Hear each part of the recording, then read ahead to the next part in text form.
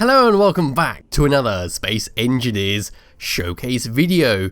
This week we're kicking it off with a mobile base, and this one is called the Marvin Mobile Base, which is this thing. So this giant rover features everything you need to survive when you're out and about on different planets. It can convert into a station, which is what it's currently doing right now, and then you can transform it back to a rover and just go on your merry way with the help of those large thrusters you see at the top there. It uses a fair few DLC blocks, and it does use a very fancy mod. Yes, it's a mod that adds in proper survival mode, much like the survival mods for Skyrim, where you have to eat, drink, sleep, and this mod adds in a lot of stuff to produce the food to fulfill those needs. So pressing F10 and finding the Marvin. There is Marvin Mobile Base. This mobile base weighs in at 5,769 large blocks. You can see there we require the economy DLC and the decorative block DLC pack. So let's start by going round the outside, then we'll take a tour of the inside, have a little drive around, and that will be it.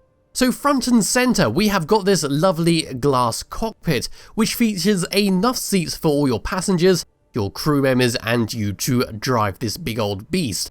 The two co-pilot seats have been set up with buttons, which are identical to the driver's seat, so that at least they have something to do while you're driving around. We've got a bunch of LCD screens on the inside telling us all different types of things, and some pretty images for you to look at, but I'll come back to that a bit later. The cockpit has been surrounded by a silver framework, which features some spotlights that have been covered up by windows, and they have some interior lights on both sides. We do have at the very front right here a logo, which I presume belongs to the creators. If I come on the left and identical on the right, we have another spotlight setup which has been covered up by a window, and we have some interior lights. The big difference with this one is that it has a piston coming out of it which connects onto a landing gear.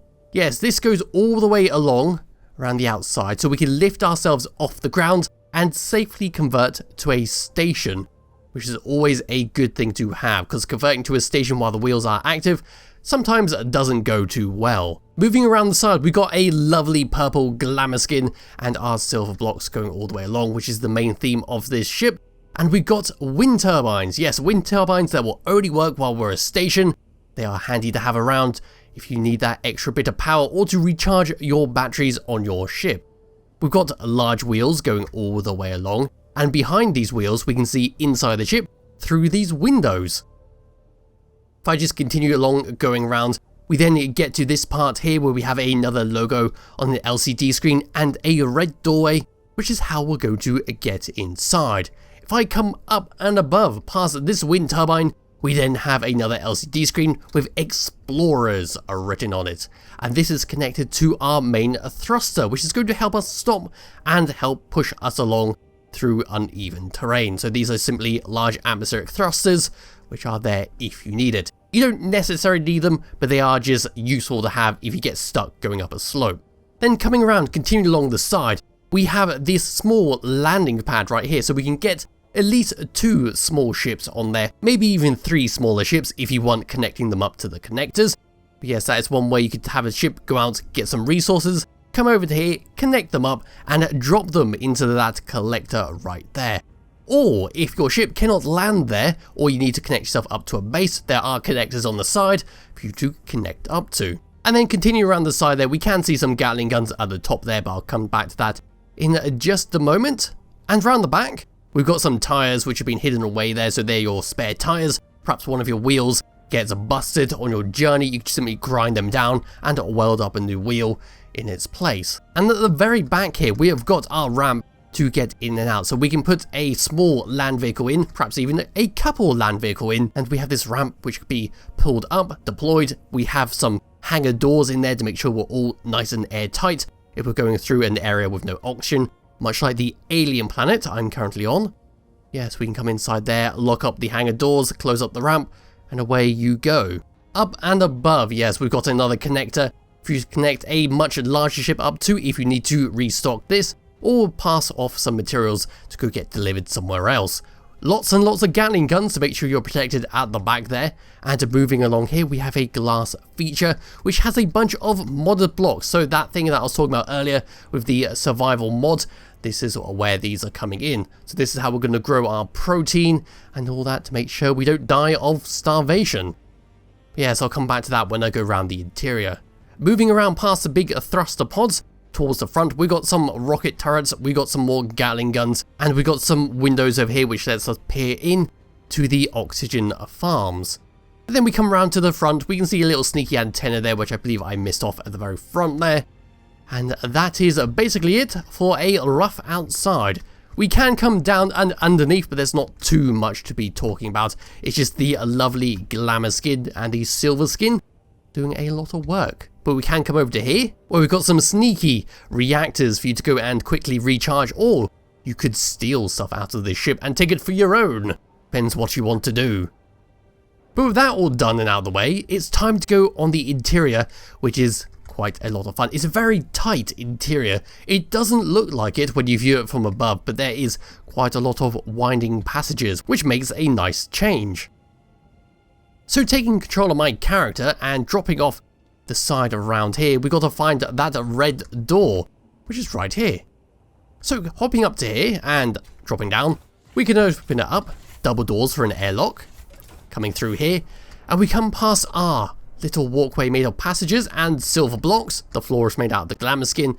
We then come to a secondary red door. Now this is like a additional layer of security to make sure you're not going to lose any oxygen. So we have our double doors for the airlock, but we have an additional door just in case those take damage. So we can close that up, and this is the first room that greets us. This is our trading room basically, where we can have our contracts, our store, and our ATM. So if you were to go past another player's base, perhaps they can come over here and trade some stuff with you. But yes, this red door over here will take us to the opposite side, which is identical. But now we have a few ways we can go. So this door will take us to the front, I think. I might be a bit turned around now. Or we can go through this door, or that door, and we can go to the back of the ship. So coming through here, we are now in our medical bay room, where we have 2 beds, medical bay, an air vent, a sign saying first aid, and an eye test sign for you to maybe check your eyesight before you try and drive this vehicle. We also have a vending machine here for you to put some goods, maybe you want to put some med kits in there to dispense to people who come in here. It's entirely up to you. Turning around and coming through, in fact no, let's go through this other door, because we have another door. This side, yes. So on this side we have our cafeteria, where we have our kitchen, and we've got some seats that go around for you to have your drink, or maybe even a small meal. We've got some LCD screens there with different types of food, a cappuccino up there, and we've got our DLC planter and locker over on this side. It's quite a cozy room. I think it might be this rounded block pillar right here which is doing it, but it does look very, very cozy. But now we can come through this red door, just a double door, which will take us to the back where the ramp can be opened and closed, our vehicle could be stored here, and then we can come up to this other doorway over here. This is where we just were, so through here is the medical room, and then we can just close that up before we let out any more oxygen. So this is our hangar door. We have a connector up above for you to connect up to, and a nice big area to store a reasonable sized vehicle. We got some hydrogen tanks which are going around the outside, so yeah, there's that if you need to recharge your bottles, some LCD screens with a logo. The glorious glamour skin makes its return there in its hideousness. And then we can just come around to this button panel right here. So that button panel is how we're going to close up all this so we can move away. Let me just come and hop up here, go like this. So we have buttons over here where we have the start opening cycle, or we can start the close cycle. Pressing the close cycle, this will take a little bit of time. The timer blocks will just start winding up, the hangar doors will close. This area will then get pumped with oxygen, and we're basically good to go. So that's done, there's the oxygen. We can now come over to this button up here, which will then close up the ramp, which I probably should have done first. The button above that is to lock the ramp in place so we can safely go on our journey, but I'm just going to ignore that for now. So this is it all closed up, it looks lovely with the lights glowing up there.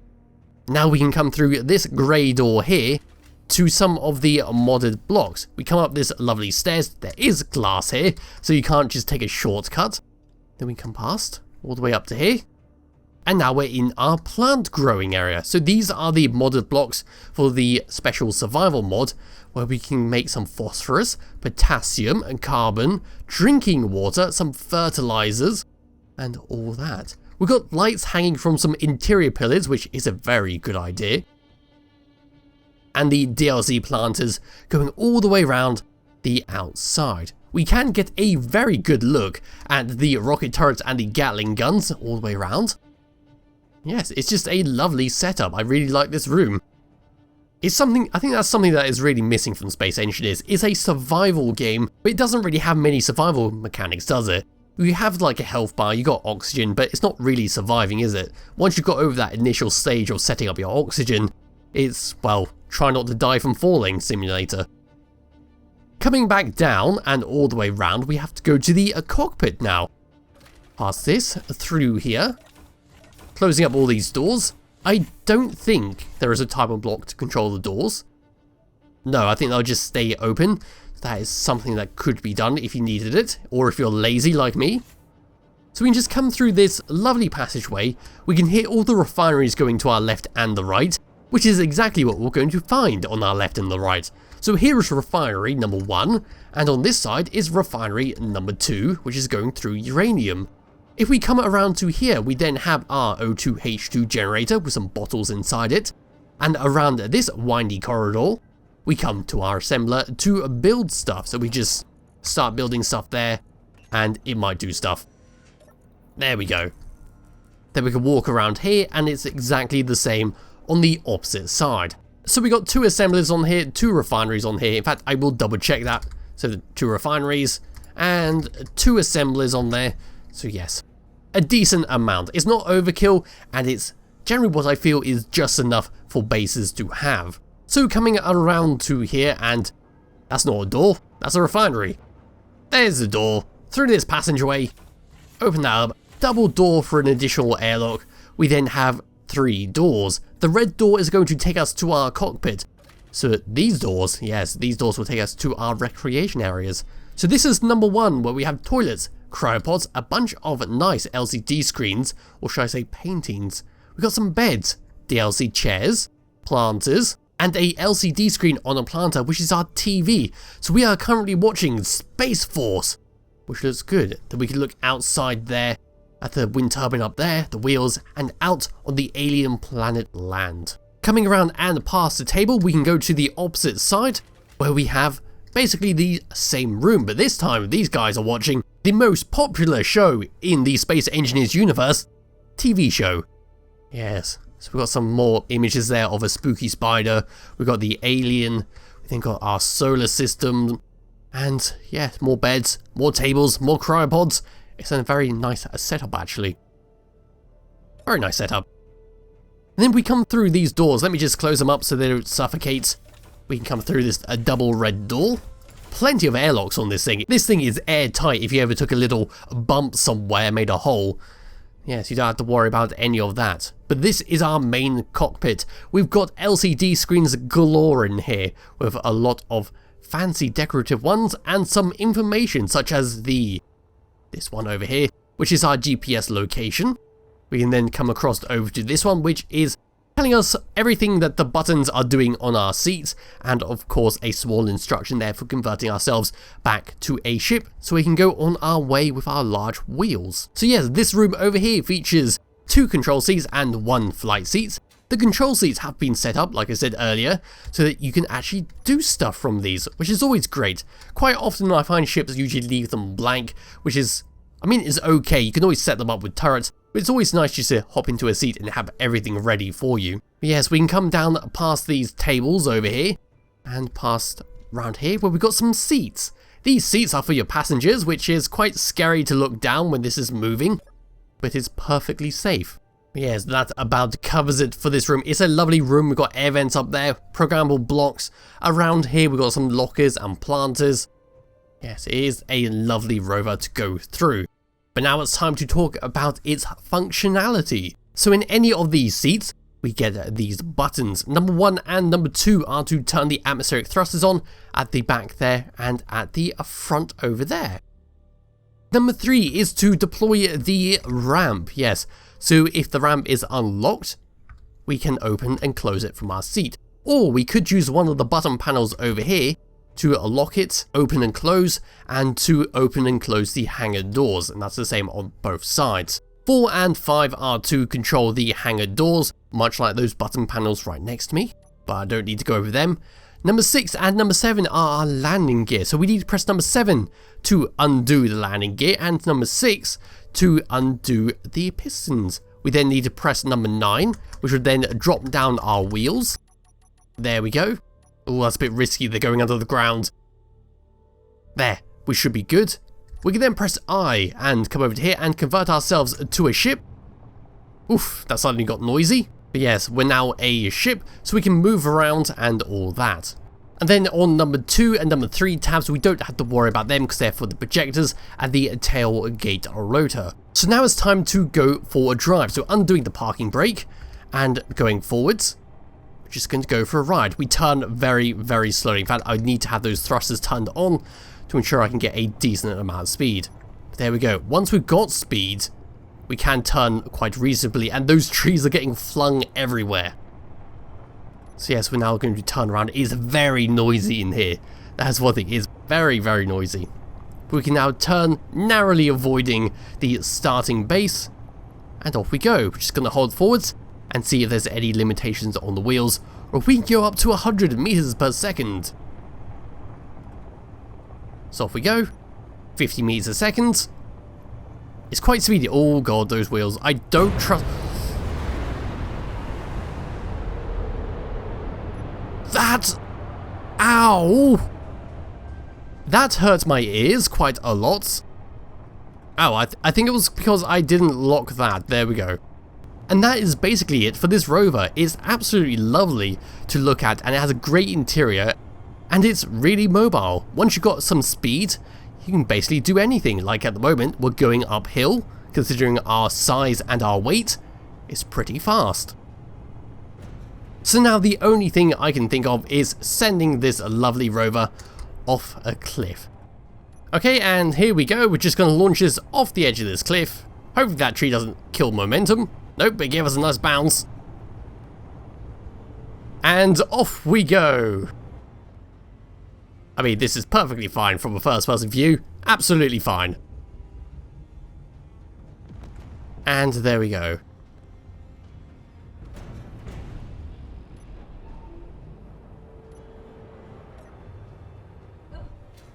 And that is that. So it came off the cliff up there, and the only real damage we took was at the front of that cockpit right there. Everything else seems to be in, well, one piece and in working order, which is pretty impressive actually. Very impressive. We did lose one of the pistons at the front there with one of the spotlights, but can't really complain about that. It's a solid mobile base which you can launch off a cliff and seems to be relatively fine. So anyway, this will be in the description below if you wish to download and play around with it yourself. I recommend you do because it is a lovely design. And as for that, that is it. So thank you all for watching, and I'll be back with another video some point soon. Bye bye.